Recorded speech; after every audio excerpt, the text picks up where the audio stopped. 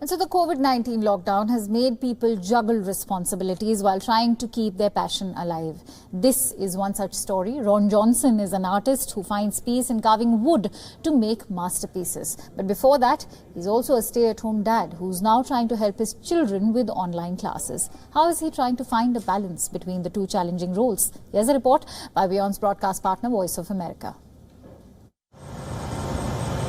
My name is Ron Johnson. I grew up all over the world. My dad was in the military. I spent 25 years in the military myself. After getting out of the military, I decided to start working with wood, and it was about 10 years ago. I transitioned from working with wood to make furniture to making pieces of art.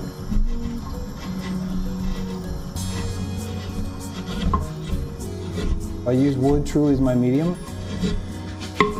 I've studied everything from spoons to bowl making to furniture making to sculpture.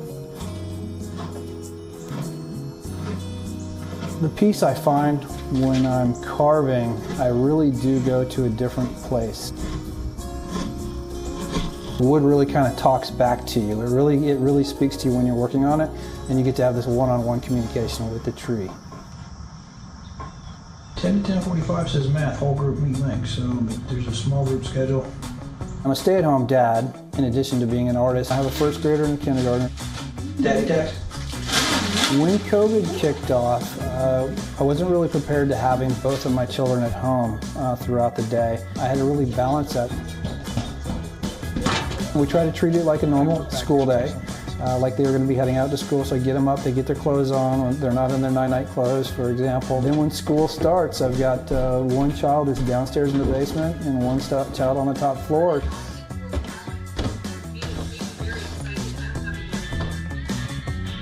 What is the time?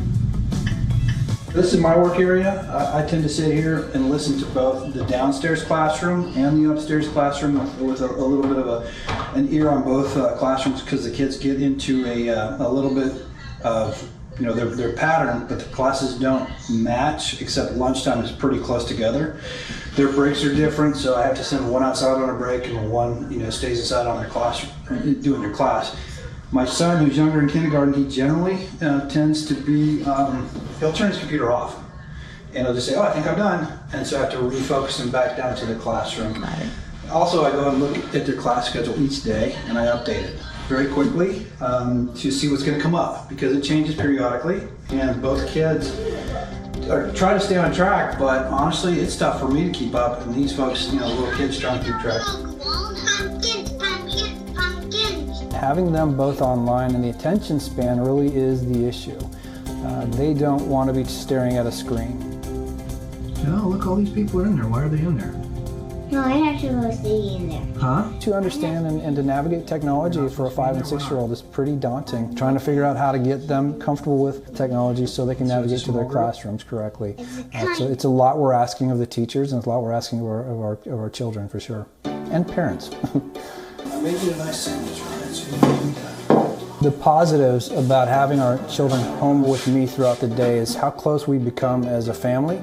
One thing we get to do is we get to schedule out our time really well. We eat lunch together, we eat breakfast together, we eat dinner together, and all those meals just add that communication and you build a really decent relationship with your children. So that's one positive. The other positive is I'm spending time with them in their classrooms and understanding what they're learning, so I get to affect what they're learning too. I get to understand that. Mr. Kobe? Hello? Yes. Yeah, quick question. We had some computer issues. Now we're on iPad for a few minutes. Just wondering, what are they supposed to be doing right now? Oh, we just did letters. We found objects that begin with We do bike rides almost every day just to relieve some of that frustration and that built up pressure.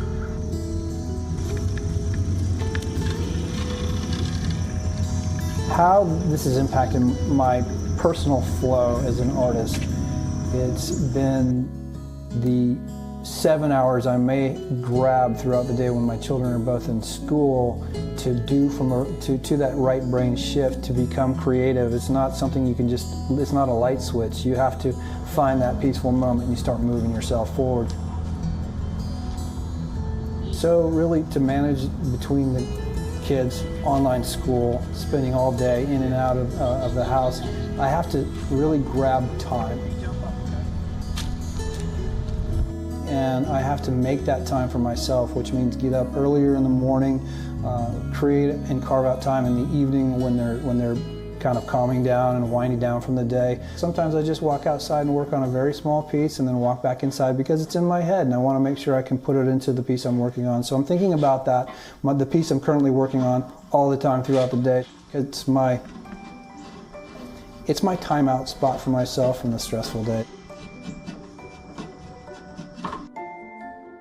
Some pieces I've made, one is dreams. A lot of people have been having these just amazing dreams or chaotic dreams, and I created a piece specifically from COVID, the influence on the dreams that I've been having, and I thought, well, this is something that other people are having, so I thought I'd make a piece to represent that.